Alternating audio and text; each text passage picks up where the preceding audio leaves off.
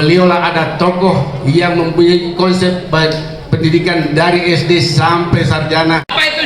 Pasangan calon gubernur Brigjen TNI Andi Sulaiman SHM SOS dan bakal calon wakil gubernur Profesor Dr. Adri Paton MSI berjanji kalau diamanahkan jadi gubernur dan wakil gubernur, pendidikan tinggi di seluruh Kalimantan Utara akan kami bantu, termasuk seluruh pendidikan yang swasta, negeri dan sebagainya, termasuk di SMA, madrasah dan pesantren kita bantu.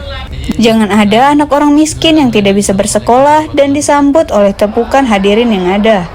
Untuk mengalokasi kegiatan pendidikan yang ada di Kalimantan Utara. Oleh karena itu, kalau kami diamanahkan oleh Allah Subhanahu wa taala untuk menjadi gubernur dan wakil gubernur, pendidikan tinggi di seluruh Kalimantan Utara ini akan kami bantu. Termasuk seluruh pendidikan yang swasta, negeri dan sebagainya, termasuk di SMA, madrasah dan pesantren, semuanya kita bantu. Oleh karena itu kita berikan, jangan ada anak miskin yang tidak bisa sekolah karena tidak bisa membayar zakat. Cepat, tepat, akurat, terawasi, efektif, efisien, sehat, mudah dan terjangkau. Mohon maaf kalau kami semangat. Inilah calon pimpinan itu harus semangat, Pak. Performanya oke.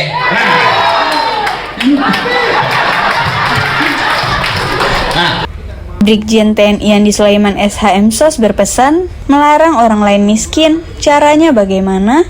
Perintah Brigjen TNI Andi Sulaiman dan Profesor Dr. Adri Paton nanti yang mencarikan pekerjaan untuk masyarakat. Lapangan pekerjaan sangat besar untuk Kaltara ini, maka dari itu harus bekerja ada banyak di Kalimantan Utara.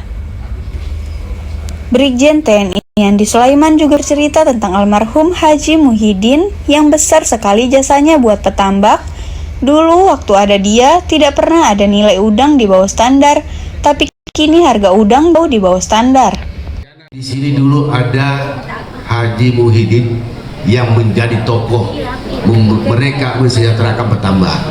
Saya punya cita-cita menjadi Muhyiddin lagi, menjadi Muhyiddin, tapi kalau nunjuk orang pasti nggak ada. Yang bisa menjadi Muhyiddin adalah pemerintah ketika saya pimpin. Sayalah yang ingin menjadikan Muhyiddin ke depan tentang petambak. Ide gagasan saya sampaikan ini adalah ide gagasan yang implementatif, yang harus dilakukan. Kami siap melakukan, bukan di awang-awang, bukan hanya cerita sejarah dan latar belakang, tapi implementasi yang bisa kami lakukan dan terkonsep.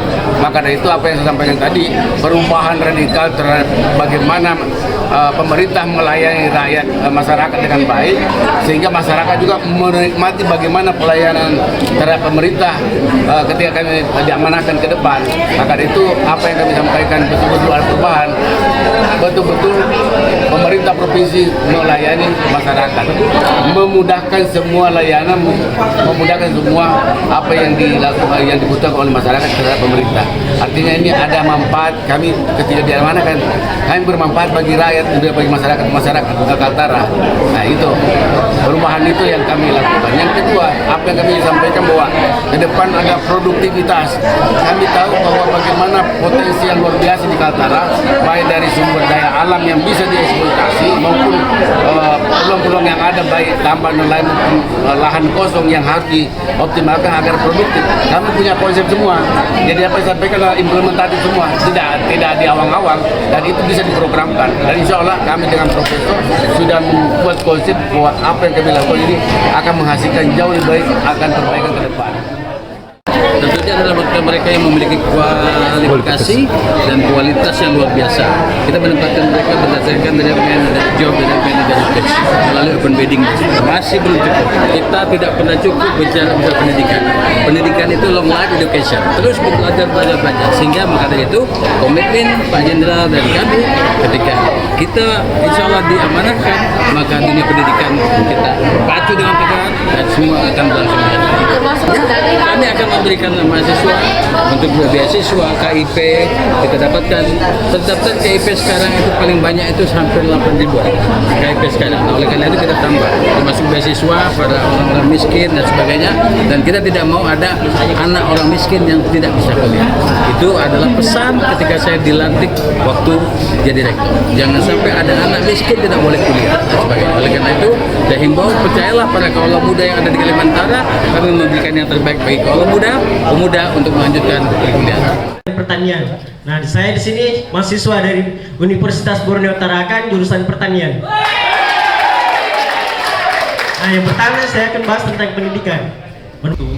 Ketua Dewan Pimpinan Daerah Ikatan Mahasiswa Muhammadiyah Kalimantan Utara, Ainul Yansyah Nurdin S. mengungkapkan, dua bakal paslon telah menghadiri uji publik menantang yang matang gelaran Ikatan Mahasiswa Muhammadiyah Provinsi Kaltara. Pasangan Yansen Papadan dan Suratno mendapat jadwal di siang kemarin pasangan Andi Sulaiman dan Adri Paton dalam menyampaikan gagasan di malam harinya dengan hadirin 5 orang panelis dengan background akademisi dan pemerintahan. Sementara itu, pasangan Zainal Arifin Paliwang, Ingkong Allah, absen dalam kegiatan uji publik tersebut.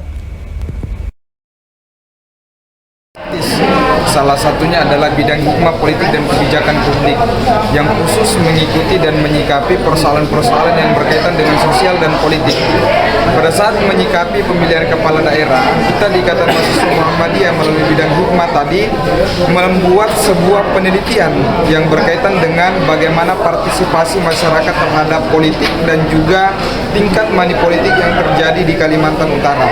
Jadi dua persoalan itu menjadi fokus penelitian kami tepatnya pada pertengahan Juni sampai dengan akhir Juli kemarin. Nah, berdasarkan dengan hasil penelitian yang kami lakukan bahwa di Kalimantan Utara, saya mau tegaskan kepada rekan-rekan media, 57% masyarakat kita di Kaltara tidak tahu kapan hari H pelaksanaan pilkada. Kemudian yang kedua, ada 73% masyarakat kita di Kaltara itu yang menganggap bahwa politik uang itu adalah hal yang biasa. Hal ini tentu menjadi persoalan untuk kita. Seperti yang saya sampaikan pada saat sambutan tadi bahwa ketika masyarakat ditanya kenapa menerima uang, jawabannya sederhana, karena tidak ada yang membedakan antara calon A dengan calon B misalnya. Sehingga apa? Sehingga mau tidak mau lebih baik kita memilih uang. Inilah yang mendasari kami sehingga adanya kesadaran bahwa harus ada gerakan yang dibuat. Dan kalau kita pikir sebenarnya seluruh penyelenggara dan seluruh pihak sebenarnya harusnya melaksanakan agenda ini itu lebih masif, karena ini adalah bagian untuk memberikan pendidikan politik. Dan juga persoalan yang menjadi dasar dari agenda ini fenomena politik kita yang terjadi hari ini. Kami di IMM Kaltara menganggap bahwa budaya yang terjadi pada politik kita bukan lagi budaya demokrasi, tapi budaya feodalisme, di mana para calon hanya mengandalkan ketokohan dengan segala maaf, misalnya menyampaikan narasi pilih orang kita atau pilih putra daerah. Padahal semua yang bertanggung jawab dan yang maju sebagai calon adalah putra terbaik Kalimantan Utara. Maka tidak ada lagi yang punya hak lebih ataupun kurang sebagai putra daerah, sebagai putra terbaik di Kalimantan Utara. Nah, sekaligus juga kalau kita lihat dampak dari yang terjadi seperti feodalisme ini akan melahirkan pemimpin yang dipilih bukan karena kualitas, tapi karena ketokohannya. Nah, sementara ketokohan itu tidak akan menjamin kualitas dan bagaimana caranya dia mengurusi persoalan yang ada di Kalimantan Utara. Saudara Jody Dari Kota Tarakan, Kenneth Helmia Rahab, dari Kaltara moderator TV. akan membuka gelombang kedua sesi pertanyaan.